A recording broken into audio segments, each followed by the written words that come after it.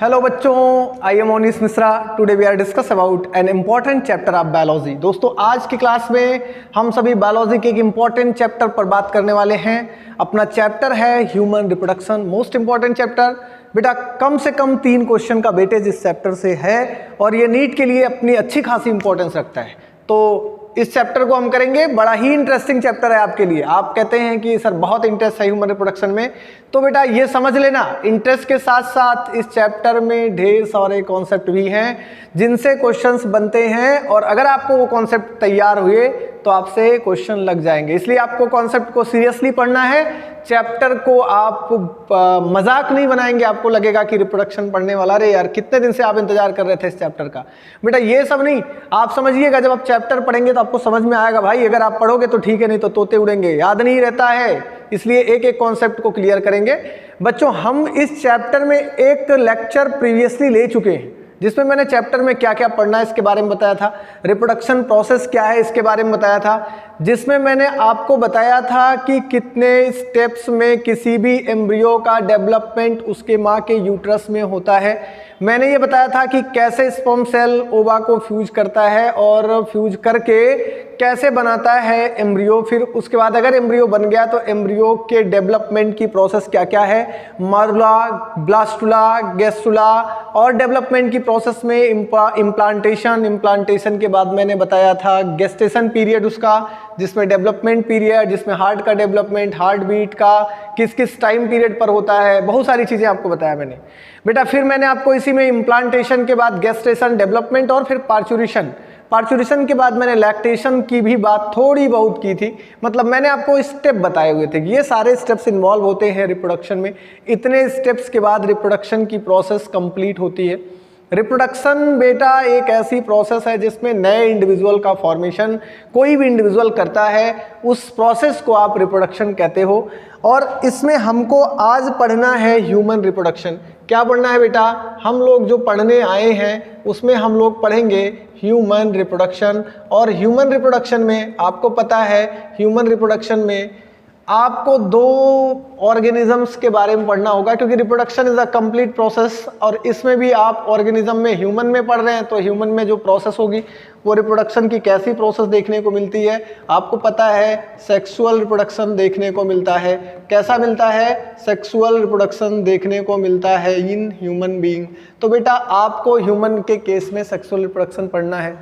और sexual reproduction के लिए रिस्पॉन्सिबल कौन होता है? आपको पता है इसके लिए 2 ऑर्गेनिजम्स रिस्पॉन्सिबल होते हैं, जरूरी होता है, एक मेल और दूसरा फीमेल। मेल ऑर्गेनिज्म क्या बनाएगा? मेल गैमीट का सिंथेसाइजेशन इसके अंदर होता है, और जो फीमेल ऑर्गेनिज्म है इसके अंदर फीमेल गैमीट बनते हैं। क्या बनते हैं? फीमेल गैमीट बनते हैं। बेटा मैंने आपको बताया था मेल गैमीट की प्रोसेस को एक नाम देते हैं स्पेशली, इसको बोला जाता है स्पर्मेटोजेनेसिस। क्या बोला जाता है? स्पर्मेटोजेनेसिस। ये प्रोसेस स्पर्मेटोजेनेसिस कहलाती है। जबकि फीमेल गैमीट का फीमेल रिप्रोडक्टिव पार्ट में बनने की, प्राइमरी रिप्रोडक्टिव पार्ट में बनने की प्रोसेस को हम क्या कहते हैं? oogenesis। क्या नाम देते हैं? oogenesis। oogenesis फॉर्मेशन ऑफ ओवा की प्रोसेस है, स्पर्मेटोजेनेसिस फॉर्मेशन ऑफ स्पर्म की प्रोसेस है। इसमें कोई बहुत बड़ी बात नहीं है, लेकिन ये आपको जानना है, इस स्पर्म और ओवम सेल को बनाने के लिए स्पर्मेटोजेनेसिस में कंप्लीटली इसके बाद बनता क्या है? मेल गैमीट, जिसे क्या कहते हैं? स्पर्म कहते हैं बेटा। क्या कहते हैं? स्पर्म कहते हैं। और फीमेल गैमीट जो बनता है उसे क्या कहते हैं? ओवम कहते हैं।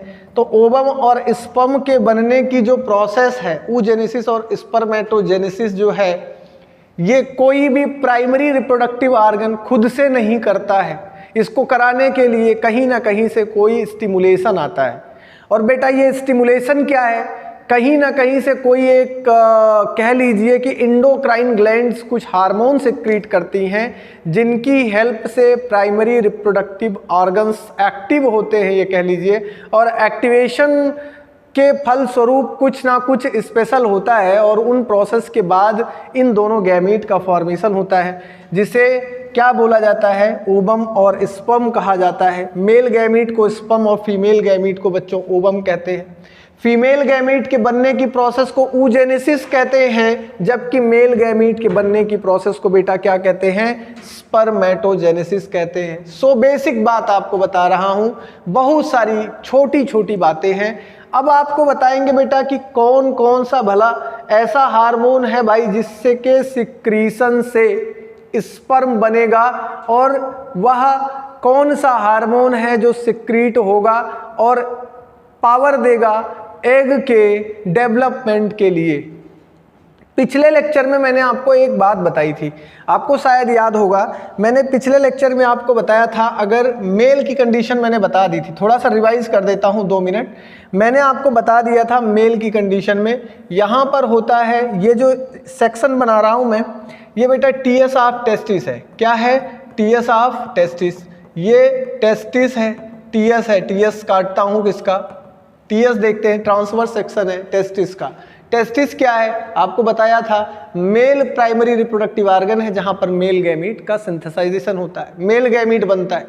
बच्चों आपको समझना है कि ये जो ट्रांसवर्स सेक्शन है टेस्टिस का, इसमें अगर हम देखेंगे ट्रांसवर्स सेक्शन, ऑपरेशन करेंगे टेस्टिस का, तो हमें मिलता है कि टेस्टिस के अंदर पाए जाते हैं ढेर सारे इस तरह से छोटे छोटे सेल्स, जिनका नाम है सेमिनीफेरस ट्यूब्यूल। क्या नाम है, सेमिनीफेरस ट्यूब्यूल। ये है बेटा सेमिनीफेरस ट्यूब्यूल। और समझना बच्चों, ऐसे कुछ छोटे छोटे सेल्स, इस टाइप के सेल्स भी पाए जाते हैं, इस टाइप के सेल्स भी पाए जाते हैं टेस्टिस के अंदर। कुछ ऐसे सेल्स भी आपको दिखाई देंगे। बच्चों इनका नाम क्या है, मैंने बताया था, याद होगा तो आपको, इनको बोलते हैं लीडिंग सेल्स। क्या बोलते हैं, ये हैं लीडिंग सेल्स। बच्चों लीडिंग सेल्स और सेमिनीफेरस ट्यूब्यूल्स, इनको एक नाम और देते हैं बेटा, कभी कभी इनको कहा जाता है इंटरस्टीशियल सेल्स लिखा जाता है। क्या लिखा जाएगा, इंटरस्टीशियल सेल्स। समझना, अगर आपसे पूछ लिया गया कि इंटरस्टीशियल सेल, तो भी कोई अलग सेल नहीं है, it is the cell, leading cell को का सेकंड नाम, it is the second name of leading cell. जो लीडिंग सेल्स है उसी का सेकंड नाम है। बच्चों मैंने आपको बताया था कि जो सेमिनीफेरस ट्यूब्यूल है, इस सेमिनीफेरस ट्यूब्यूल के अंदर भी एक सेल ऐसी पाई जाती है, और छोटे छोटे छोटे छोटे छोटे छोटे इस तरह के कुछ स्पर्मेटोगोनिया पाए जाते हैं यहाँ पर, जो अंडर डेवलप फॉर्म में है। बच्चों ये जो सेल है, इसमें दूसरी वाली, इसका क्या नाम है, तो इसको हम लोग एक नाम देते हैं सर्टोली सेल। क्या नाम देते हैं, सर्टोली सेल। ये अपनी सर्टोली सेल्स है। सर्टोली सेल्स क्या करती है, स्पर्म को मैच्योर करवाने में हेल्प करती है, स्पर्म मैच्योरेटिंग फैक्टर रिलीज करती है। क्या रिलीज करती है, प्रीवियस लेक्चर में कवर कराया, इसलिए बहुत डिटेल नहीं कर रहा हूं, बस क्वेश्चन कवर कर रहा हूं। इसका काम है स्पर्म मैच्योरेटिंग फैक्टर को रिलीज करना। क्या, स्पर्म मैच्योरेटिंग फैक्टर को रिलीज करना, ये स्पर्म मैच्योरेटिंग फैक्टर रिलीज करती है। जबकि जो ये सेल्स हैं, ये जो आपको बताया लीडिंग सेल्स हैं, यहाँ से रिलीज होता है बेटा क्या, यहाँ से रिलीज होता है टेस्टोस्टेरॉन। क्या रिलीज होता है, टेस्टोस्टेरॉन। क्या रिलीज होता है, टेस्टोस्टेरॉन। और ये क्या करता है, स्पर्मेटोजेनेसिस की प्रोसेस में इन्वॉल्व होता है, क्योंकि testosterone is the male hormone, और male hormone is the responsible for formation of male gamete. कब, during the puberty. In the case of male, अगर मेल के केस में देखेंगे तो प्यूबर्टी के टाइम पर मेल गैमीट का फॉर्मेशन होना स्टार्ट होता है, उसी टाइम पर ये सेल एक्टिव होंगी। याद रखना ये बात बेटा, मेल गैमीट कब बनाएंगी ये, तो आप यहाँ लिखेंगे ड्यूरिंग प्यूबर्टी। बेटा ये प्यूबर्टी के टाइम पर ही अपना काम शुरू करेंगी, उसके पहले तो ये कुछ नहीं करेंगी, शांत रहेंगी। कोई बच्चा 12 साल की उम्र तक है तो उसमें कोई भी मेल गैमीट नहीं बनेगा। मेल मैच्योरिटी की age according to NCERT 14 year है। तो बेटा जब मेल की प्यूबर्टी का टाइम 14 ईयर ओल्ड है, उस टाइम क्या होगा, उस टाइम ये क्यों एक्टिव हो जाएंगी, कौन इनको एक्टिव करवा देगा, क्वेश्चन ये तो बनता ही बनता है भाई मेरे, कौन इनको एक्टिव कराएगा। 12 साल तक जो सो रहे थे इन सेल्स को जगाएगा कौन, तो यहाँ पर इनको जगाने के लिए बच्चों आपको पता है ना, आपके ब्रेन से ही कहानी कुछ शुरू होती है, ब्रेन से ही कुछ कहानी स्टार्ट होती है। मैंने आपको एक बात बताई थी, शायद आपको ये याद होगा आपको, 100% मैं आशा करता हूँ कि आपको याद होगा ही होगा। बच्चों मैंने आपको कराया था मैंने आपको बताया था, याद करो, मैंने बताया था कि ये आपके ब्रेन का पार्ट है और ब्रेन के पार्ट में भी ये वाला जो पार्ट है ये आपका क्या है, हाइपोथैलेमस है। क्या है बेटा, हाइपोथैलेमस है। मैंने आपको बताया था हाइपोथैलेमस के नीचे इनफंडिबुलम से जुड़ा हुआ 2 पैकेट लाइक स्ट्रक्चर नीचे की तरफ टंगा होता है। बेटा ये वाला स्ट्रक्चर इनफंडिबुलम है। मैंने आपको बताया था न्यूरल कंट्रोल कोऑर्डिनेशन पढ़ाते टाइम, ये जो आपका इनफंडिबुलम है, इस इनफंडिबुलम की हेल्प से नीचे की तरफ टंगा हुआ 2 स्ट्रक्चर दिखता है। ये वाला 2 स्ट्रक्चर दिखता है बच्चों। अच्छा भाई, ये जो 2 स्ट्रक्चर दिखता है ना, इसके बाहर भी एक कैविटी होती है इस तरह से, जो जिस पे टिका होता है स्ट्रक्चर, ये हाँ बोन की एक कैविटी होती है। मैंने वहां पर आपको बताया था इस कैविटी से क्वेश्चन भी आता है कि pituitary gland are fixed in a cavity are, कौन सी कैविटी है जहां पर पिट्यूटरी ग्लैंड फिक्स होती है। तो आपको पता होना चाहिए भाई, ये जो कैविटी है, इस कैविटी का नाम है सेला टर्सिका। क्या नाम है, आपको बताया था पहले भी, इसका नाम है बेटा सेला टर्सिका। इसको बोलते हैं क्या, सेला टर्सिका। ये अपना सेला टर्सिका है और इसी में क्या होता है, इसी में फिक्स होता है कौन, पिट्यूटरी। मैंने आपको बताया था कि बेटा देखो, पिट्यूटरी 2 टाइप की है, एक को एंटीरियर पिट्यूटरी कहते हैं, दूसरे को पोस्टीरियर पिट्यूटरी कहते हैं। बेटा एंटीरियर पिट्यूटरी के पास 5 स्पेशल टाइप की सेल्स होती हैं। मैंने आपको बताया है क्लास में, फिर से रिवाइज करवा रहा हूँ, जस्ट रिवीजन समझना बेटा। मैं बताया था कि यहाँ पर 5 टाइप की सेल्स होती हैं, आप याद करो। आपको बताया था 1 टाइप की special cell, 2 type, 3 type, 4 type, 5 type, 5 type की स्पेशल सेल्स हैं। और ये 5 टाइप की सेल्स बॉडी के डिफरेंट फंक्शन को कंट्रोल करती हैं। जैसे कि आपकी बॉडी की ग्रोथ को कंट्रोल करने के लिए कुछ यहाँ से हार्मोन्स, जैसे सोमेटोस्टैटिन हार्मोन है, सिक्रीट कराती हैं। जैसे कि बॉडी के दूसरे अन्य कई कैरेक्टर्स हैं, गोनेडोट्रोपिन है, लैक्टोट्रोपिन, मैं पढ़ाऊंगा आपको। अभी आपको समझना यहाँ पर ये है कि ये, क्योंकि हम रिप्रोडक्शन पढ़ रहे हैं तो हम बहुत डिटेल यहाँ नहीं कर रहे, बट इतना समझना कि ये 5 टाइप की जो सेल्स हैं बच्चों, ये 5 टाइप की सेल्स क्या करती हैं, इनके अंदर भरे होते हैं कुछ फ्लूइड। क्या भरे होते हैं इनके अंदर, तो भाई कुछ फ्लूइड भरे होते हैं, लेकिन ये फ्लूइड एक्सक्रीट तब होंगे जब इनको कोई पावर देगा बॉडी में, तब ये काम करेंगे। जब इनको कोई जगाएगा कि भाई तुम काम करना स्टार्ट करो, तुम काम करना स्टार्ट करो, तो ये काम करना कब स्टार्ट करेंगे, जब इनको कोई देगा पीछे से स्टिमुलेशन। अब स्टिमुलेशन देने कौन आएगा, तो बेटा समझना, इनको स्टिमुलेशन देने के लिए पोर्टल वेन आपको बताया था, यहाँ पर पोर्टल वेन की हेल्प से कुछ ऐसे वेन्स हैं जो यहाँ पर सीधे आके ओपन हो रहे हैं। इन वेन्स से कुछ कंडीशंस, कुछ यहाँ से आएगा स्टिमुलेटर। जैसे कि अगर बात करें हम रिप्रोडक्शन के केस में, तो इस सेल को एक्टिव कौन कराएगा, क्वेश्चन हमारा यही था। अभी क्वेश्चन बना ही रह गया, क्योंकि अभी तो हमने क्वेश्चन पे बात ही कहाँ की। मेरे बच्चों समझना, यहाँ पर जो ये सेल है, इसको कोई तो एक्टिवेट कराएगा भाई, कोई तो एक्टिवेट कराएगा। इसको एक्टिवेट कौन कराएगा, तो यहाँ से हाइपोथैलेमस से रिलीज होगा, कौन रिलीज होगा, GnRH रिलीज होगा, गोनेडोट्रोपिक रिलीजिंग हार्मोन। कौन रिलीज होगा, GnRH रिलीज होगा, गोनेडोट्रोपिक रिलीजिंग हार्मोन। लेकिन बेटा जब ये एंटीरियर पिट्यूटरी में आएगा, तो एंटीरियर पिट्यूटरी में आने के बाद क्या करेगा, एंटीरियर पिट्यूटरी में आने के बाद ये बेटा स्टिमुलेशन देगा अपनी वाली सेल को, जिसे कहते हैं गोनेडोट्रोप सेल। क्या कहते हैं, गोनेडोट्रोप सेल्स। ये बेटा अपनी वाली सेल, ऐसा नहीं है कि किसी को भी स्टिमुलेट कर देगा, नहीं। जब हाइपोथैलेमस से GnRH रिलीज होगा, तो ये अपनी वाली सेल्स, जिसका नाम है गोनेडोट्रोप, वैसे मुझे ये अलग अलग कलर से बना दूं मैं, तो आपको ज़्यादा समझ में आएगा। ये एक सेल हो गई, ये एक सेल हो गई, ये वाली, और ये एक सेल हो गई, ये वाली, और एक सेल ये हो गई, ये वाली, समझ लो। अब ऐसे समझ लो आप। और जो गोनेडोट्रोप है वो अलग कलर से मैंने बनाया, ये वाली होगी।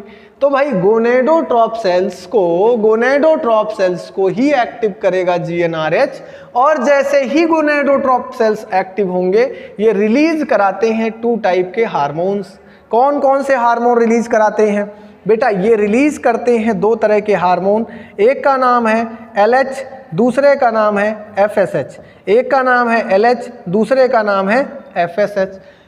LH को बोलते हैं ल्यूटिनाइजिंग हार्मोन और FSH को बोलते हैं फॉलिक्यूलर स्टिमुलेटिंग हार्मोन। बच्चों समझेंगे, ल्यूटिनाइजिंग हार्मोन और फॉलिक्यूलर स्टिमुलेटिंग हार्मोन के बारे में समझेंगे। ल्यूटिनाइजिंग हार्मोन और FSH ये दोनों जो हैं, ये दोनों कह लीजिए तो ये हेल्प करते हैं गोनेड के डेवलपमेंट के लिए, या आप कह लीजिए गोनेड गैमीट के फॉर्मेशन में। दोनों का हेल्प है क्या? गैमीट फॉर्मेशन में। देखो बेटा LH और FSH both are actively help in gamete formation. दोनों कहीं ना कहीं गैमीट फॉर्मेशन में हेल्प करते हैं। कहेंगे सर कैसे? बच्चों देखो, अब जो ये LH यहाँ से निकलता है ना, ये LH क्या करता है, यही LH यहाँ से निकल करके, यही LH यहाँ से निकल करके आता है यहाँ पर, और ये एक्टिव करवा देता है किसको? इस सेल्स को, जिसे तुम लीडिंग सेल या लीडिंग सेल या क्या कहते थे, इंटरस्टिशियल सेल। बच्चों यही इंटरस्टिशियल सेल जब ये स्टिमुलेट होता है तो यहाँ से रिलीज करता है हार्मोन, जिसको तुम कहते हो टेस्टोस्टेरॉन। क्या कहते हो? टेस्टोस्टेरॉन कहते हो। बेटा अब ये जो सर्टोली सेल है, इसको कौन रिलीज कर, इसको कौन एक्टिव कराता है? तो जो ये FSH आपका आया हुआ है इंटीरियर पिट्यूटरी से, यही FSH क्या करता है, ये सर्टोली सेल को एक्टिव करता है। किसको एक्टिव करता है? सर्टोली सेल को एक्टिव करता है और रिलीज करवाता है स्पर्म मैच्योरेटिंग फैक्टर, जिसे मैंने SMF लिखा है। क्या लिखा है? SMF लिखा है, स्पर्म मैच्योरेटिंग फैक्टर लिखा हुआ है। बेटा समझ में आया सबको? किसी को कोई प्रॉब्लम तो नहीं ना? यहाँ से किसी को कोई प्रॉब्लम तो नहीं है? मेरी बात सबको समझ में आ गई होगी। नहीं आई होगी तो मैं एक बार मेल के केस में फिर से बताता हूँ, बस समराइज करता हूँ 1 मिनट के अंदर में। बेटा हाइपोथैलेमस से कुछ हार्मोन्स रिलीज होते हैं जो एंटीरियर पिट्यूटरी की सेल्स को एक्टिव करते हैं। एंटीरियर पिट्यूटरी से डिफरेंट टाइप्स के हार्मोन्स निकलते हैं जो बॉडी के डिफरेंट फंक्शन के लिए रिस्पॉन्सिबल होते हैं। ये बात समझ में आई? बॉडी के डिफरेंट फंक्शंस के लिए रिस्पॉन्सिबल होते हैं। अब इन द केस ऑफ रिप्रोडक्शन, अगर रिप्रोडक्शन के केस में देखा जाए तो कौन सा एंटीरियर पिट्यूटरी का ऐसा सेल है जो फंक्शन के लिए रिस्पॉन्सिबल है या रिप्रोडक्टिव फंक्शन गैमीट फॉर्मेशन के लिए रिस्पॉन्सिबल है? मैंने आपको बताया ये जो गोनेडोट्रॉप सेल्स हैं, इन गोनेडोट्रॉप सेल्स से रिलीज होगा 2 टाइप का हार्मोन। कब? जब हाइपोथैलेमस इसे स्टिमुलेट करेगा तो ये रिलीज करेगा LH और FSH। LH ल्यूटिनाइजिंग हार्मोन है, FSH फॉलिक्यूलर स्टिमुलेटिंग हार्मोन के नाम से जानते हैं। मेल के केस में जो LH है वो क्या करता है? लीडिंग सेल को एक्टिव करता है टेस्टोस्टेरॉन के सिक्रीशन के लिए, जबकि FSH जो है इन the case of mail active करता है सर्टोली सेल को और एक्सक्रीट करवाता है, क्या सॉरी सिक्रीट करवाता है यहाँ पर स्पर्म मैच्योरेटिंग फैक्टर। ये जो टेस्टोस्टेरॉन है ये हेल्प करता है स्पर्मेटोजेनेसिस में। क्या करता है? स्पर्मेटोजेनेसिस में स्पर्म फॉर्मेशन की प्रोसेस को अप्लाई करता है, जबकि स्पर्म को मैच्योरेट करने के लिए रिस्पॉन्सिबल है स्पर्म मैच्योरेटिंग फैक्टर, और कंप्लीटली क्या बनता है? स्पर्म बन जाता है, और इसी प्रोसेस को स्पर्मेटोजेनेसिस कहा जाता है। क्या कहा जाता है? स्पर्मेटोजेनेसिस कहा जाता है। तो सिंपल सी बात आपको ये भी समझ में आ गई, बेसिक बात स्पर्मेटोजेनेसिस की समझ में आ गई। बाकी डिटेल में स्पर्मेटोजेनेसिस में आगे कराऊंगा। कॉन्सेप्ट्स यही है, याद रखना है कि लीडिंग सेल को स्टिमुलेट करने के लिए कौन आता है? LH आता है। कहाँ से आता है? एंटीरियर पिट्यूटरी से आता है। कौन उसको स्टिमुलेट करता है? LH और FSH सिक्रीशन के लिए। तो आप बताएंगे गोनेडोट्रॉप सेल्स को स्टिमुलेट करने के लिए रिस्पॉन्सिबल है GnRH। GnRH कहाँ से रिलीज होता है? It is release from hypothalamus. ये ब्रेन के हाइपोथैलेमस से रिलीज होता है। बेटा इतनी बात अगर आपको समझ में आई है तो आगे की कंडीशंस और कहानी को हम आगे बढ़ाते हैं। अब देखो ये LH और FSH मैंने मेल के केस में आपको एक ही स्लाइड पे बता दिया। इन द केस ऑफ फीमेल, अगर हम इसे फीमेल में अप्लाई करेंगे तो क्या होगा? चलो हम इसको मेल में आपको बता भी चुके थे, थोड़ा डिटेलिंग करवा दिए। अब इधर देख लो, in the case of female अगर हम कहें कि in the case of female, अगर हम फीमेल के बारे में बात करें, किसके बारे में? फीमेल के बारे में बात करें। कब? किसका? फंक्शन ऑफ LH और how work the function of LH and FSH। LH और FSH कैसे काम करता है, तो यहाँ पर हम लिख सकते हैं कि ये कैसे काम करता है। इसके लिए यहाँ पर LH LH और यहाँ पर हम लिख सकते हैं FSH। देखो बेटा, LH ल्यूटिनाइजिंग हार्मोन है, FSH फॉलिकुलर स्टिमुलेटिंग हार्मोन है। समझ में आया? मैंने बताया था। इन द केस ऑफ फीमेल अगर बात करें तो हम पहले आपको एक डायग्राम ड्रा करके दिखाते हैं। ये एक डायग्राम है, ये एक डायग्राम है। इस डायग्राम से आपको कुछ चीज़ें तो क्लियर होनी चाहिए। मैं इस डायग्राम को इस तरह से बना रहा हूँ जिससे हर एक कॉन्सेप्ट आपका क्लियर हो जाए। देखना, डायग्राम को समझना, आपका एक भी कॉन्सेप्ट यहाँ बचना ही नहीं चाहिए, सारे कॉन्सेप्ट क्लियर होने चाहिए। मैंने आपके लिए एक डायग्राम बनाया, इस डायग्राम में मैं आपको सारे चीज़ें क्लियर करूँगा। पहले मैं इसी डायग्राम से आपको इंट्रो करवाता हूँ, ठीक है ना बेटा? देखना, इस डायग्राम में आपको कुछ चीज़ें बताऊंगा। ये फीमेल रिप्रोडक्टिव ऑर्गन्स का मान लीजिए डायग्राम है। और डायग्राम थोड़ा क्लियर अगर हम करें तो डायग्राम को हम ऐसा कर सकते हैं, इस फॉर्म में ला सकते हैं। ये डायग्राम होगा आगे का, समझिए। देखो बच्चों, जहाँ तक हमको क्वेश्चंस करने हैं वहाँ तक के लिए इतना ही सफिशियंट है। देखो इसमें क्या क्या पार्ट्स होते हैं, ये क्या क्या है और कहाँ पर डेवलपमेंट ऑफ हुआ होता है, LH FSH कहाँ काम करता है। डायग्राम में आपको एक चीज़ और ऐड करना है कि यहाँ पर ऐसा एक स्ट्रक्चर ऐड करना है और यहाँ पर भी एक स्ट्रक्चर ऐसा ही ऐड करना है। बच्चों यहाँ पर ये मैं जो बना रहा हूँ, आपको एक एक वर्ड से इंट्रो होना है। अगर आप एक एक वर्ड से इंट्रो रहेंगे तो आपको ये चैप्टर सीखने में बड़ी आसानी हो जाएगी। देखो बच्चों, हम आपको बताते हैं यहाँ पर जो ये वाला पार्ट आपको दिख रहा है, ये जो फिंगर लाइक प्रोजेक्शंस दिख रहे हैं, इनको पहले तो मैं इसको बड़े पार्ट में डिवाइड कर दूं। देखो ये यहाँ से लेकर के और यहाँ तक का जो पार्ट है, इसको हम लोग कहते हैं ओविडक्ट। क्या कहते हैं बेटा? ओविडक्ट। किसको ओविडक्ट कहते हैं? ये पूरा ट्यूब लाइक स्ट्रक्चर जो है इसे ओविडक्ट कहा जाता है, या फिर इसे हम OR एक नाम और दे सकते हैं अथवा करके, फैलोपियन ट्यूब कहते हैं। क्या कहते हैं? फैलोपियन ट्यूब कहते हैं। समझना, इसे हम ओविडक्ट भी कह सकते हैं और फैलोपियन ट्यूब भी कहते हैं। क्या कहते हैं? या फैलोपियन ट्यूब कहेंगे या ओविडक्ट कहेंगे। ये पूरा पार्ट जो है ये वाला, इसको ओविडक्ट या फैलोपियन ट्यूब कहते हैं, ठीक है ना बच्चों? इसके जस्ट नीचे की तरफ यहाँ पर एक पार्ट दिख रहा है, इसे हम ओवरी कहते हैं। क्या कहते हैं? ये ओवरी है, ठीक है ना। ओवरी के नीचे यहाँ पर जो पार्ट दिख रहा है ये, अब इसमें देखो फैलोपियन ट्यूब में कितने पार्ट होते हैं इसको समझना है। तो फैलोपियन ट्यूब में पार्ट जो है सबसे नीचे यहाँ पर देखोगे तो ये जो आपको पहले तो दिख रहा है जो फिंगर लाइक प्रोजेक्शन मैंने बताया, इसको नाम देते हैं फिम्ब्री। क्या नाम देते हैं? Fimbriae, that is fimbriae. बेटा फिम्ब्री के नीचे ऊपर वाला जो ये प्रोजेक्शन पूरा होता है जहाँ पर, इसको बोलते हैं इनफंडिबुलम।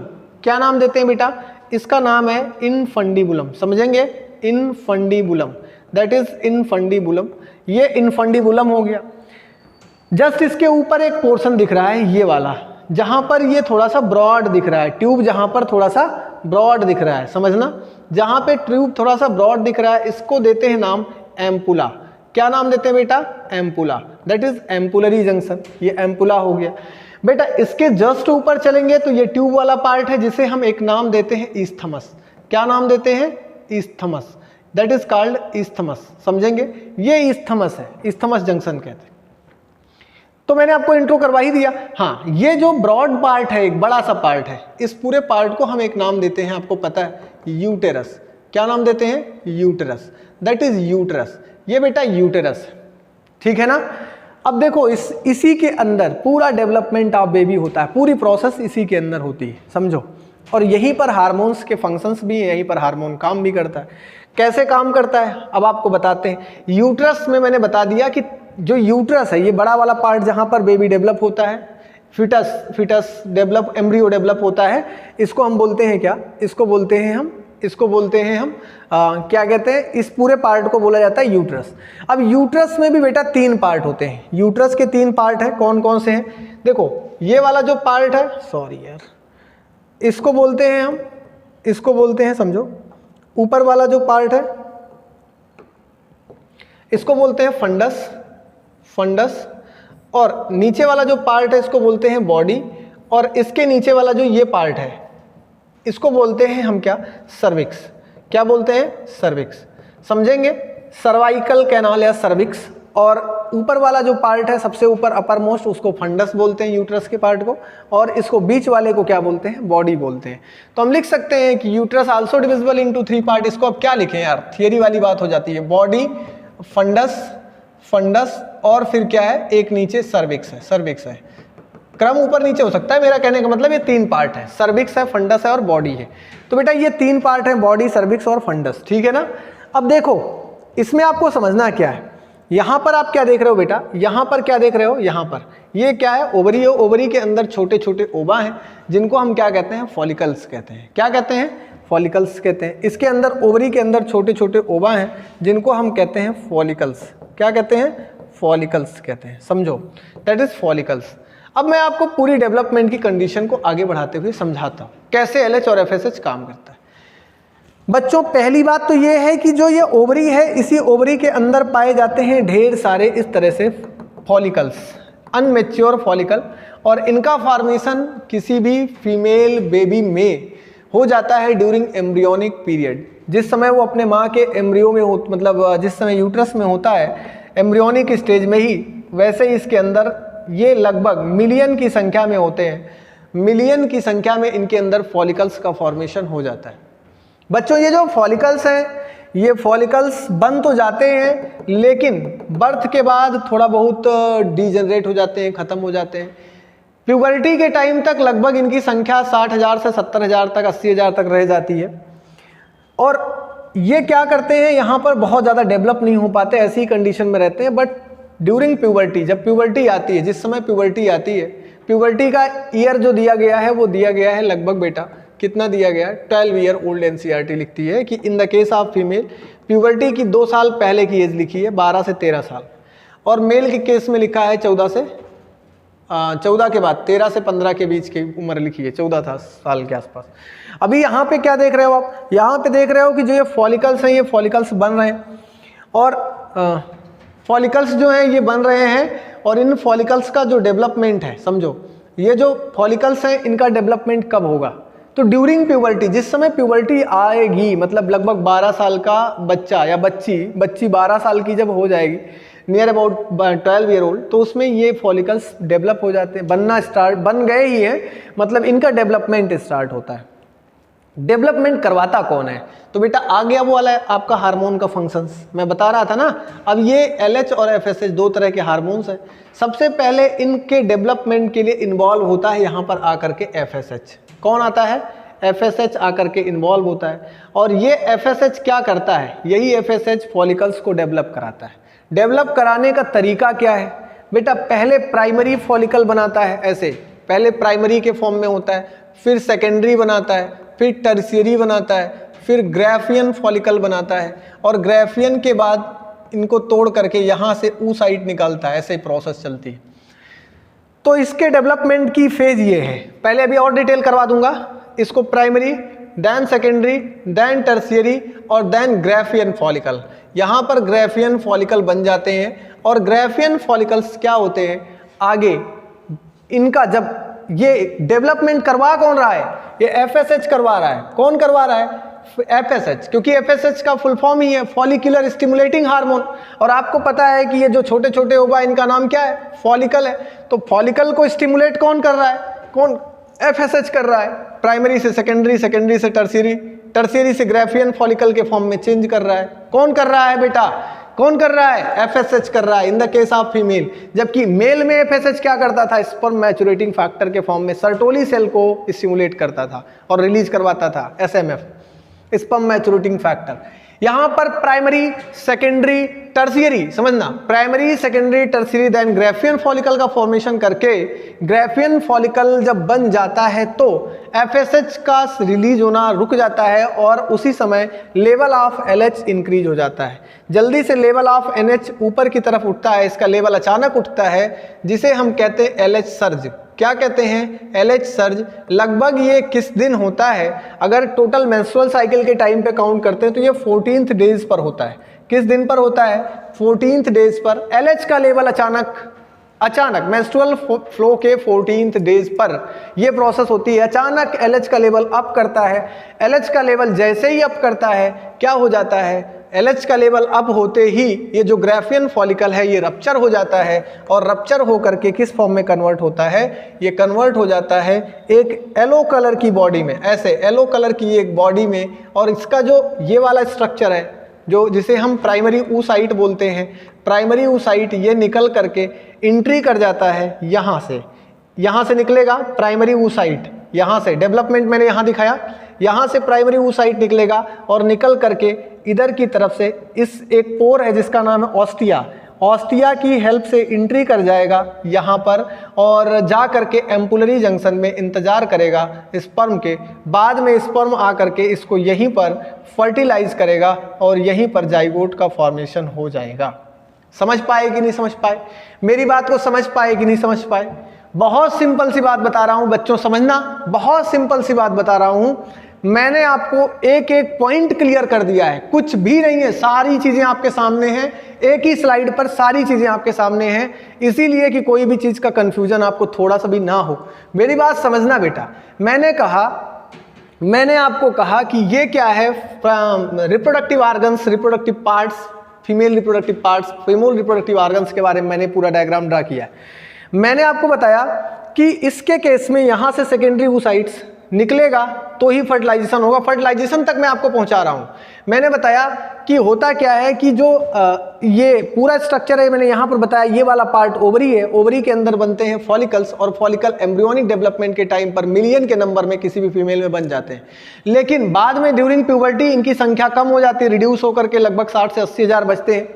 और प्यूबर्टी के टाइम में जब FSH का सिक्रीशन बढ़ता है, FSH का सिक्रीशन कब होगा आपको पहले ही बता चुका हूं, हाइपोथैलेमस से GnRH रिलीज होगा, पिट्यूटरी ग्लैंड के एंटीरियर पिट्यूटरी को एक्टिव करेगा, एंटीरियर पिट्यूटरी से गोनेडोट्रॉप सेल्स 2 हार्मोन रिलीज कराएंगे, एक का नाम है LH, दूसरे का नाम है FSH, और उस समय वही FSH निकल करके प्यूबर्टी के टाइम पर आ करके इन फॉलिकल को डेवलप करवाएगा बच्चों, और इन फॉलिकल को डेवलप करवा करके जब डेवलप करवाएगा इस फॉर्म में प्राइमरी के, सेकेंडरी, टर्शियरी और फिर ग्राफियन फॉलिकल बनाएगा। ग्राफियन फॉलिकल रप्चर हो जाएंगे टूट करके, और जब टूटेंगे तो प्राइमरी oocyte यहाँ से निकल जाएगा, और ये प्राइमरी oocyte चले जाएगा कहाँ पे, एम्पुलरी जंक्शन में, और यहाँ पर एम्पुलरी जंक्शन में जाइगोट इसका, यहाँ पर ये जाकर के कुछ टाइम तक वेट करेगा जाइगोट का, लगभग कुछ आवर्स हैं जहां पर वेट करता है, मैं डिटेलिंग करवाऊंगा आपको, और यहां पर आकर के इसे इसे स्पर्म फ्यूज करेगा और जाइगोट बनेगा। ये प्रोसेस है पूरी। लेकिन जब ये फर्टिलाइजेशन हो जाएगा तो इधर कुछ चीजें बची रह जाती हैं, इधर प्राइमरी oocyte निकल गया तो इधर क्या रह गया, तो भाई इसके ऊपर की जो ये कवरिंग थी ना, ये कवरिंग तो बची रह गई, और इसको बोलते हैं कार्पस ल्यूटियम। इसको क्या बोलते हैं? Corpus luteum. मैं कार्पस ल्यूटियम लिख देता हूं, इसको बोला जाता है कार्पस ल्यूटियम। कार्पस ल्यूटियम बचा रह जाता है।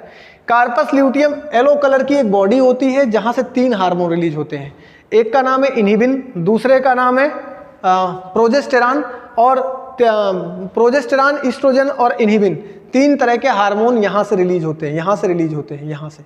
और इसके बाद जब तक हार्मोन रिलीज होते हैं तब तक ये रहता है, लेकिन जैसे ही हार्मोन्स का लेवल डाउन होता है ये कन्वर्ट हो जाता है एक वाइट बॉडी के फॉर्म में। एनसीईआरटी ने लिखा है कि converted into, corpus luteum is converted into white body called corpus albicans. इसको कहा जाता है कार्पस एल्बाइकेंस। क्या कहा जाता है बेटा? कार्पस एल्बाइकेंस कहा जाता है। और यहां से भी क्वेश्चन आता है, कार्पस एल्बाइकेंस मतलब ही होता है वाइट बॉडी, और कार्पस एल्बाइकेंस टाइम के साथ डीजनरेट हो जाता है, खत्म हो जाता है, और फिर से मेंस्ट्रुअल फ्लो स्टार्ट हो जाता है। ये प्रोसेस मेंस्ट्रुअल साइकिल में और डिटेल में आपको समझाऊंगा। यहां पर मैं एक बार फिर से क्लियर करता हूं, LH and FSH is released from gonadotroph cells of anterior pituitary which is stimulated by hypothalamus GnRH, hypothalamus of GnRH के हाइपोथैलेमस से स्टिमुलेट किया जाता है। बेटा समझना, एंटीरियर पिट्यूटरी से रिलीज होने वाले LH और FSH ये मेल गोनेड्स को एक्टिव करवाते हैं गैमीट बनाने के लिए, या उनकी प्रोसेस को कंप्लीट कराने के लिए, फर्टिलाइजेशन तक हेल्प करते हैं। आपको बताया था इन द केस, मेल में बता दिया था। इन द केस ऑफ फीमेल की बात अगर हम करते हैं तो फीमेल के केस में FSH जो है ये प्यूबर्टी के टाइम पर सिक्रीट होता है और फॉलिकल्स को स्टिमुलेट कराता है। स्टिमुलेशन का टाइप ऐसे होता है, प्राइमरी देन सेकेंडरी टर्शियरी, और ग्राफियन फॉलिकल के फॉर्म में स्टिमुलेशन देता है। जैसे ही ग्राफियन फॉलिकल बनता है, यहां से LH का लेवल अचानक दोबारा LH का लेवल इस समय अप होता है और ये ग्राफियन फॉलिकल रप्चर हो जाता है, प्राइमरी oocyte निकल करके ऑस्टिया के थ्रू इस वाले ओविडक्ट वाले पार्ट के एम्पुला में जा करके रुक जाता है। इसी एम्पुला में थोड़े टाइम तक इंतजार करता है कौन, प्राइमरी oocytes, और स्पर्म यदि एंट्री करता है तो एम्पुलरी जंक्शन में इसे फ्यूज करता है, और फ्यूज करने के बाद जाइगोट का फॉर्मेशन होता है। जाइगोट आगे डेवलप करता है मॉरुला ब्लास्टुला और सब फेजेज में, फिर जाकर के यहाँ पर एम्ब्रियो के फॉर्म में फिक्स होता है। इसको बोलते हैं endometrium layer. Outer inner most आगे करवाऊंगा, इनर मोस्ट लेयर को इंडोमेट्रियम कहा जाता है। यहाँ पर मैंने आपको बताया कि जब ये वाला कार्यक्रम हो जाता है, इस प्रोसेस को इसको बोलते हैं, और अगर नहीं हुआ तो यहाँ पर ये क्या होता है, ये जो ब्रेक डाउन हुआ है, ब्रेक डाउन हुआ वाला पार्ट जो है इसे बोलते हैं। यहाँ पर स्पर्म नहीं आएगा तो फ्यूजन नहीं होगा, लेकिन आगे की प्रोसेस जो है उसमें क्या होगा, जो ग्राफियन फॉलिकल्स है उसकी जो कवरिंग है वो रह जाती है, जिसे कार्पस ल्यूटियम कहते हैं। और कार्पस ल्यूटियम क्या करती है, ये रिलीज कराती है कुछ हार्मोन, जैसे कि मैंने बताया प्रोजेस्टेरॉन है, ईस्ट्रोजन है और इनहिबिन है। इसके बाद ये जब लेवल ऑफ हार्मोन डाउन होता है तो ये कन्वर्ट हो जाता है एक वाइट कलर की बॉडी में, जिसे कार्पस एल्वाइकेंस कहते हैं। और कार्पस एल्वाइकेंस के बाद फिर से मेंस्ट्रुअल फ्लो स्टार्ट होता है, मतलब फिर से ये साइकिल कंप्लीट हो जाती है, फिर से आगे से यही वाला फेज स्टार्ट होता है, फिर से डेवलपमेंट की प्रोसेस आ जाती है। ये कंटिन्यू 28 डेज का पीरियड होता है, जिसे हम मेंस्ट्रुअल फ्लो या मेंस्ट्रुअल साइकिल के नाम से भी जानते हैं। आगे आपको करवाएंगे, उसको यहाँ से ही जोड़ करके हम पढ़ाते हैं, आपको पढ़ाएंगे। आपको आज के दिन में जो क्वेश्चंस हैं वो कैसे आएंगे, मैं उन पे आपको बात कर लेता हूं। पहला क्वेश्चन क्या आएगा, पहला क्वेश्चन है फॉलिकुलर स्टिमुलेटिंग हार्मोन्स इज, तो आप FSH को बताएंगे। FSH released out from which part of pituitary, anterior part of pituitary. FSH and LH stimulate for releasing which hormone, तो आप कहेंगे GnRH हेल्प टू रिलीजिंग या stimulate the releasing of LH and FSH from anterior pituitary. इस तरह से और ये कैसे होते हैं, किस वेन से आते हैं, तो पोर्टल वेन वहाँ लगी हुई है, आपको बताया था, है ना। कैपिलरी से कैपिलरी में जो टूटती है उसे पोर्टल वेन कहते हैं। फिर मैंने आपको बताया यहाँ पर लगभग जो भी ड्यूरिंग प्यूबर्टी के टाइम में FSH help to stimulation, FSH help in development of follicles, है ना। फॉलिकल्स को डेवलप कराएगा प्राइमरी, सेकेंडरी एंड ग्राफियन में। अब LH कब निकलेगा, ये वाला क्वेश्चन आ सकता है। तो LH surge is approximately 14 days and it help to break down of graphian follicle and releasing of क्या, ये प्राइमरी oocyte को रिलीज करवाएगा। Primary oocyte intern in fundibulum or oviduct or fallopian tube with the help of ostia. It rest, या आप कह सकते हैं कि ये थोड़े टाइम तक रुकता है in ampullary junction, and after then if sperm is enter in uterine cavity, then after some time it get fuse to it, इसको फ्यूज करता है, और फ्यूजन के बाद आफ्टर फ्यूजन या after fertilization and new product is form called zygote. यहाँ पर zygote का फॉर्मेशन होता है, and then zygote is developed in the form of morula blastula gastrula, and after some time it form and developed embryo of the complete the process of implantation and gestation, then it's a parturition process, baby birth is completed process of reproduction। आप समझ सकते हैं कि यहाँ पर मैंने बार बार सारी बातों को बता दिया है, एक भी क्वेश्चन गलत नहीं होगा। यहाँ पे oocyte जाएगा, एम्पुलरी जंक्शन में फर्टिलाइजेशन होगा, फर्टिलाइजेशन के बाद इसका डेवलपमेंट होगा, इम्प्लांटेशन होगा, इम्प्लांटेशन के बाद गेस्टेशन पीरियड कंप्लीट होगा, फिर पार्चुरेशन की प्रोसेस कंप्लीट हो जाएगी। पूरी प्रोसेस रिप्रोडक्शन की यही है, और ये डिपेंड किस पर है, हार्मोन्स पर डिपेंड है। किस पर डिपेंड है, हार्मोन्स पर डिपेंड है। इसीलिए आपको एक वर्ड पूछा जाता है कि क्या रिप्रोडक्शन कैसी प्रोसेस है, तो आप जानते रहेंगे रिप्रोडक्टिव प्रोसेस एक ऐसी प्रोसेस है जिसमें इंडोक्राइन ग्लैंड और न्यूरल सिस्टम दोनों काम करते हैं, ठीक है ना। न्यूरो इंडोक्राइन ग्लैंड लिखते हैं कि मतलब ये एक प्रोसेस है, न्यूरो इंडोक्राइन प्रोसेस है, जहां पर इंडोक्राइन सिस्टम काम भी कर रहा है और न्यूरल सिस्टम भी काम कर रहा है। न्यूरल सिस्टम का कौन सा पार्ट काम कर रहा है, हाइपोथैलेमस और पिट्यूटरी काम कर रहा है। इंडोक्राइन सिस्टम का कौन सा पार्ट काम कर रहा है, गोनेडोट्रोफ रिलीजिंग हार्मोन्स रिलीज करवा रहा है, कुछ चीजें रिलीज भी हो रही, हार्मोनल एक्टिविटी भी हो रही। इनके बारे में मैंने आपको यहां पर बताया। यही स्ट्रक्चर आप एनसीईआरटी में थोड़ा देखोगे तो आपको इस तरह से देखने को मिलता है। इस तरह से आपको एनसीईआरटी में देखने को मिलता है। वहाँ पर आपको ऐसे प्राइमरी बनाया हुआ है, प्राइमरी, फिर देन सेकेंडरी, फिर टर्शियरी और फिर ग्राफियन फॉलिकल बनाया है, और ग्राफियन फॉलिकल बना करके यहाँ से फिर ग्राफियन को रप्चर कराया हुआ है, और ग्राफियन फॉलिकल जब रप्चर होता है, ऐसा स्ट्रक्चर है, और जब रप्चर होता है तो इस प्रोसेस से यहाँ निकल जाता है प्राइमरी oocyte, सॉरी यहाँ निकलता है प्राइमरी oocyte। और ये जो इस प्रोसेस को क्या नाम देते हैं, यहाँ पे एक क्वेश्चन आ सकता है, इस प्रोसेस को बोलते हैं ovulation. Ovulation, breakdown of Graafian follicle to increasing the LH, level of LH। फिर यहाँ पर जो बचा हुआ प्रोडक्ट है वो इस तरह से रह जाता है, यहाँ पर जो ऐसा बचा हुआ है जिसे हम बोलते हैं कार्पस ल्यूटियम। ये कार्पस ल्यूटियम है, और कार्पस ल्यूटियम हार्मोन्स एक्सक्रीट करता है, आपको बताया ही है, प्रोजेस्टेरॉन करता है, और क्या रिलीज कराता है, तो ये रिलीज कराता है इनहिबिन रिलीज कराता है। और इसके बाद ये कन्वर्ट हो जाता है थोड़े टाइम के बाद, आपको पता है किसमें, ये कन्वर्ट हो जाता है एक दूसरे में, दूसरे फॉर्म में, जिसका नाम है, हार्मोन का लेवल घटते ही कार्पस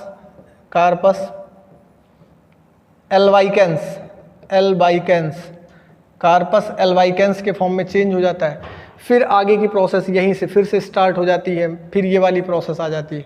अब इसको भी डिवाइड किया गया है ल्यूटियल फेज के नाम से, ग्राफियन फेज के, मतलब ये जो Graafian follicle development follicular phase है, ये ल्यूटियल फेज है, ये ल्यूटियल फेज है, ये ओव्यूलेशन वाला सिक्रेटरी फेज है, ठीक है ना।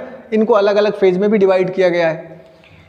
देखो एक बात और मैं आज आपसे करूंगा, बाकी चीजें कंप्लीट हो गई। देखो बेटा, मैंने आपको बताया था हाइपोथैलेमस से दो पार्ट्स हैं, एक का नाम है एंटीरियर पिट्यूटरी, ये वाला, और ये जो आपका पार्ट है ये पोस्टीरियर पिट्यूटरी है। अब आपको समझना ये है कि एंटीरियर पिट्यूटरी में यहाँ पर जो ये सेल्स हैं इनके बारे में तो मैंने बता दिया। अब बात करते हैं यहाँ से कौन सी हार्मोन रिलीज होते हैं। यहाँ पर तो यहाँ से कुछ भी अलग से बनता नहीं, कोई सेल है नहीं, जो भी यहाँ से बन करके आते हैं, जैसे कि डायरेक्टली जो बन करके हार्मोन्स आते हैं इधर से जो आते हैं बन करके, वही हार्मोन यहाँ पर रिलीज होते हैं। और इसमें दो हार्मोन्स हैं, दो हैं, एक का नाम है वैसोप्रेसिन और दूसरे का नाम है ऑक्सीटोसिन। तो यहाँ पर आप कर सकते हैं ऑक्सीटोसिन, और कौन रिलीज होता है, वैसोप्रेसिन रिलीज होता है, वैसोप्रेसिन। तो यहाँ से रिलीज होता है ऑक्सीटोसिन और वैसोप्रेसिन। और बेटा यहाँ से एंटीरियर पिट्यूटरी से एक हार्मोन्स के बारे में आपको और पढ़ना है, वो हार्मोन है आपका क्या, प्रोलैक्टिन, जो लैक्टोट्रॉफ सेल से रिलीज होता है। कहाँ से, लैक्टोट्रॉफ, गोनाडोट्रॉफ के बारे में पूरी बात बता दी, लैक्टोट्रॉफ से रिलीज होता है एक हार्मोन जिसका नाम है prolactin responsible for development of mammary glands in Mammalia में मेमोरी ग्लैंड का डेवलपमेंट, या ह्यूमन बीइंग में डेवलपमेंट, अगर ह्यूमन बीइंग हम पढ़ रहे हैं तो प्रोलैक्टिन जो हार्मोन है वो लैक्टोट्रॉफ ग्लैंड से एक्सक्रीट होता है, रिलीज होता है, और ये क्या करता है, डेवलपमेंट ऑफ मेमोरी ग्लैंड, दुग्ध ग्रंथियों को, मेमोरी ग्लैंड को डेवलप करवाता है, जहाँ से मिल्क बच्चे के लिए फॉर्मेट होता है। और ये कब काम करता है, तो दो टाइम पिट्यूटरी का डेवलपमेंट होता है। एक टाइम तो ड्यूरिंग प्यूबर्टी, क्वेश्चन ये भी आया है, दोनों क्वेश्चन नोट कर लीजिएगा, जानिएगा कि कब कब क्वेश्चन आया है।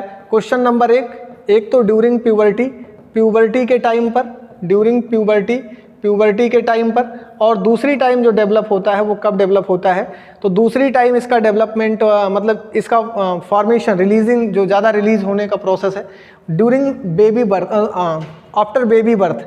ये पार्चुरेशन, या आप कह सकते हैं बच्चे के बर्थ के टाइम पर भी फॉर्मेशन होता है इसका, ये लेवल बढ़ता है प्रोलैक्टिन का। तो प्रोलैक्टिन का सिंथेसाइजेशन कब कब होता है, एक टाइम तो ड्यूरिंग प्यूबर्टी में होता है, और दूसरी टाइम कब होता है, बेबी के बर्थ के टाइम पर होता है। प्रोलैक्टिन क्या है, लैक्टोट्रॉफ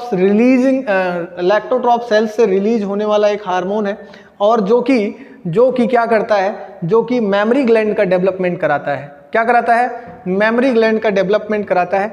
मिल्क को तो बनाता नहीं, ये बात ध्यान, मिल्क फॉर्मेशन में हेल्प करता है, ऐसा भी क्वेश्चन आ सकता है, मिल्क फॉर्मेशन के लिए कौन रिस्पॉन्सिबल है, तो आप जानते रहेंगे ये प्रोलैक्टिन हेल्प इन मिल्क, आप ऐसा लिख सकते हैं कि ये मिल्क फॉर्मेशन में भी हेल्प करता है, आप ऐसा लिख सकते हैं क्योंकि जो है ये मेमोरी ग्लैंड का डेवलपमेंट कराता है, तो लैक्टोट्रॉफ ग्लैंड में होता है, मिल्क फॉर्मेशन में हेल्प करता है। बट एक क्वेश्चन और आता है कि hormone which responsible for releasing of milk from memory gland, memory gland से कौन सा हार्मोन ऐसा है जो मिल्क रिलीजिंग के लिए रिस्पॉन्सिबल है। याद रखना बेटा, गलती नहीं करेंगे आप। यहाँ पर आपको याद रखना होगा कि आपके पास जो दो हार्मोन्स हैं उसमें दो हार्मोन्स में ये दो हार्मोन है, एक का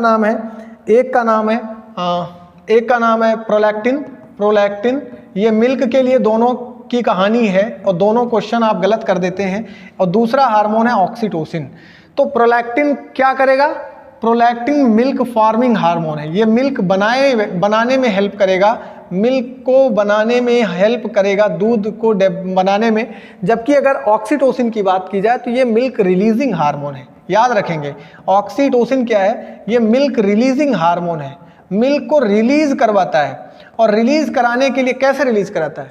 तो जो बेटा लैक्टिफेरस ग्लैंड होती है, स्मूथ मसल्स, उन मसल्स के किनारे किनारे पर ये कवर होती है।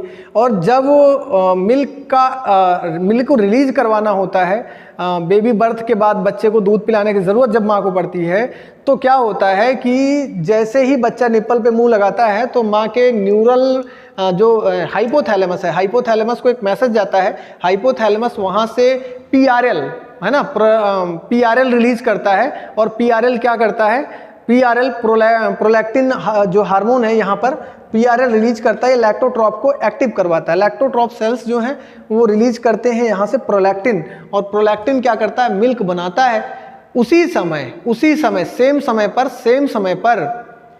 सेम समय पर ऑक्सीटोसिन क्या करता है? जो मिल्क के पास लैक्टिफेरस ग्लैंड है उनके ऊपर जो स्मूथ मसल्स लगे उनमें कॉन्ट्रैक्शन करवाता है, और कॉन्ट्रैक्शन कराएगा तो मिल्क बाहर आएगा और बच्चा आराम से पी पाएगा। तो prolactin is responsible for formation of milk. Prolactin is form during puberty and after birth of baby. जबकि ऑक्सीटोसिन जो है, oxytocin help to releasing of milk, does not help in formation of milk. आप ध्यान देंगे, oxytocin milk releasing में help करता है, जबकि जो आपका प्रोलैक्टिन है वो मिल्क फॉर्मिंग या डेवलपमेंट ऑफ मेमोरी ग्लैंड के लिए जाना जाता है। दोनों क्वेश्चन इंपॉर्टेंट है। आप ऑक्सीटोसिन गलत करके लगा देते हो मिल्क फॉर्मिंग करके। Oxytocin is not milk forming hormone, it help to contraction of smooth muscles of lactiferous glands and help in releasing of milk. ये मिल्क को रिलीज करने में हेल्प करवाता है। अगली बात, एक क्वेश्चन आपसे पूछ सकता है कि ऑक्सीटोसिन का और क्या काम होता है? तो ये बेटा जब बेबी बर्थ होता है तो उस समय यूटेराइन वाल में कॉन्ट्रैक्शन करवाता है। क्या कहलाता है? यूटेराइन वाल कॉन्ट्रैक्शन कराता है। कहाँ पर? हाँ, फिटल इजेक्शन रिफ्लेक्स होता है ना, आपको पढ़ाएंगे हम। फिटल इजेक्शन रिफ्लेक्स बच्चे को बाहर बर्थ के लिए, पर्चुरेशन के लिए जब बच्चे का डेवलपमेंट हो जाता है तो फिटल इजेक्शन रिफ्लेक्स यूट्राइन वाल में आता है, और उसके लिए यूट्राइन वाल को कॉन्ट्रैक्ट करके बच्चे को यूट्रस से बाहर निकालने के लिए जो हार्मोन रिस्पॉन्सिबल है वो है आपका ऑक्सीटोसिन। कौन सा हार्मोन है? ऑक्सीटोसिन। तो oxytocin is responsible for foetal ejection reflex, या आप कह सकते हैं oxytocin is responsible for contraction of smooth muscles of uterine wall, and oxytocin is responsible for releasing of milk due to contraction of smooth muscles of lactiferous glands. ठीक है, आज के लिए इतना ही। आज तो मैंने आपको पूरे हार्मोन्स, जितने भी हार्मोन रिप्रोडक्शन में हैं, जिनके फंक्शंस हैं, अभी प्रोजेस्टेरॉन के बारे में बचा है थोड़ा सा, और एस्ट्रोजन के बारे में, उसके बारे में भी मैं करवाऊंगा आपको। जो भी है अब उनको टॉपिक के साथ लेंगे। अभी मैंने इस चैप्टर को जोड़ा है सीधा सीधा आपका ले जा करके किससे? न्यूरल कंट्रोल एंड कोऑर्डिनेशन से। क्यों जोड़ा है? इसलिए जोड़ा है कि कोई भी टॉपिक आपका यहाँ पर रह न जाए, हर टॉपिक आपसे क्लियर हो जाए। आज के लिए इतना ही। आप लोग पढ़ते रहिए, खुश रहिए, मस्त रहिए। फिर मिलेंगे। जय हिंद, जय बालाजी।